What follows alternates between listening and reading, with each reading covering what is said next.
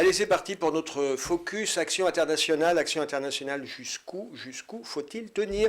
Pour en parler, nous sommes avec Thomas Friedberger. Thomas, bonjour. Bonjour Frédéric. Thomas, vous êtes le directeur général de Tikeo Capital. On est ensemble puisque vous gérez 2 fonds Action internationale. Et puis, en ce moment, on se pose beaucoup de questions. C'est cher, c'est très cher, non? C'est très cher, c'est en grande partie lié à la faiblesse des taux d'intérêt, mais c'est très cher. Si on prend un indice comme le S&P 500 aux États-Unis, on traite à 24 fois les résultats espérés pour l'année 2021. Ça va corriger à un moment, non? Ça corrigera probablement, mais on ne sait pas quand, puisque les taux d'intérêt faibles, les politiques monétaires extrêmement accommodantes favorisent l'inflation enfin, les des taux, actifs. Ils sont en train de remonter outre-Atlantique. Oui, ils sont en train de remonter. Il y a des résurgences des anticipations de résurgence de l'inflation, et effectivement, ils sont remontés de plus d'1% depuis le plus bas atteint en août. Ça, c'est potentiellement... Alors, du coup, on gère comment? Vous faites quoi, vous, concrètement, sur vos fonds? Vous me dites, oui, c'est cher à 24 fois les bénéfices, on ne peut pas se mettre en cash. Non, mais la beauté de concentrer les positions fait qu'en fait, c'est en général un bon moyen de résister à la dispersion des rendements, Oui. qui fait qu'en fait, investir dans un indice ou dans des portefeuilles extrêmement diversifiés n'a plus beaucoup d'intérêt. À partir du moment où les taux d'intérêt remontent, c'est un peu comme dans une course cycliste, hein. Quand vous avez un vent dans le dos de la baisse des taux, tout le monde performe. Et puis quand vous avez un vent de face, c'est seuls les meilleurs qui s'extirpent du groupe. Et donc là, c'est pareil, cette dispersion-là, quand vous avez une gestion fondamentale très approfondie, vous permet de sélectionner les meilleurs. Thomas, ce que vous appelez la dispersion, ça veut dire qu'il faut faire un travail de stock picking.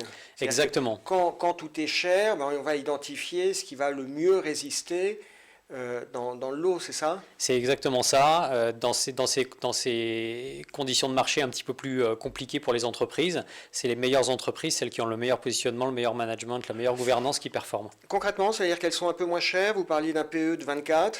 Alors, elles ne sont pas toutes moins chères.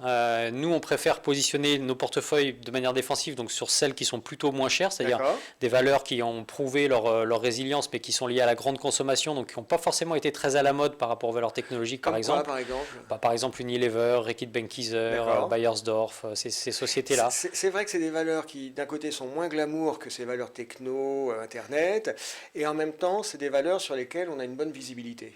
Oui, c'est des valeurs qui déçoivent relativement rarement, qui sur le long terme ont prouvé leur résilience, qui ont en général des bonnes équipes de management, qui sont liées à la croissance mondiale et donc qui génèrent une croissance organique très régulière en général. On évoquait les taux d'intérêt. Vous craignez pas une contagion à l'Europe? Parce que pour le moment, le phénomène il est perceptible en Amérique du Nord. Est-ce qu'il ne va pas y avoir... Si, il y a un double phénomène qui est moins de mondialisation. On a atteint un point d'inflexion dans la mondialisation avec les tensions entre la Chine et les US. Donc moins de mondialisation, ça veut dire rapatrier des usines dans les pays, les rapprocher, les rendre plus locales. Et donc ça veut dire augmentation des coûts du travail. Et puis il y a un phénomène démographique très fort qui est la contraction de la population mondiale en âge de travailler sur la base de du vieillissement de la population chinoise. Et ça aussi, c'est inflationniste. Donc l'Europe n'y échappera pas. D'accord. On ne fixe pas d'horizon, on sait que ce sera un phénomène inéluctable. Est-ce que ce sera dans 24 ou dans 60 mois? Là, ça devient spéculatif comme question. Très difficile de le dire, en particulier en Europe où il y a des forces déflationnistes relativement importantes, mais ça viendra. C'est la démographie, c'est très fiable. On a évoqué les États-Unis, les marchés émergents. Est-ce qu'on n'assiste pas sur les marchés émergents au même phénomène que ce qu'on avait connu en 2013 quand la Fed américaine avait dit on va peut-être un petit peu resserrer la politique? Il y avait eu un reflux des capitaux. C'est le cas depuis le début de l'année, effectivement, sur la base de la remontée des taux d'intérêt long terme aux États-Unis. Après, cette dispersion dont on parlait tout à l'heure, elle s'applique aussi aux marchés émergents. Ça veut dire, quand vous dites qu'il y a de la dispersion, c'est-à-dire que même sur les marchés émergents, il faut rester présent parce qu'il y a des choses à faire. Les dynamiques sont très différentes. Si vous prenez la Chine, par exemple, c'est le seul pays développé en 2020 qui a eu une croissance positive, qui a des taux d'intérêt réels positifs. La devise chinoise est très stable.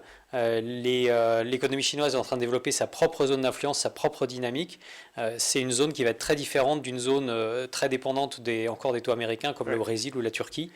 Donc la dispersion s'applique aussi. On est en plein dans le thème de la Chine, nouveau concurrent des États-Unis, nouvelle superpuissance économique mondiale. Oui, absolument. À à terme, à 5, 10, 15 ans, c'est la Chine qui aura le leadership? La Chine sera la première économie mondiale en PIB d'ici une dizaine d'années, effectivement. La Chine est en train de développer un marché basé sur la consommation intérieure. Donc elle change complètement de business model.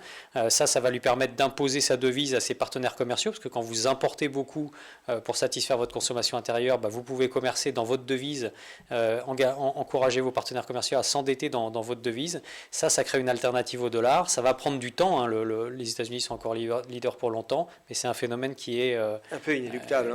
Probablement. Probablement.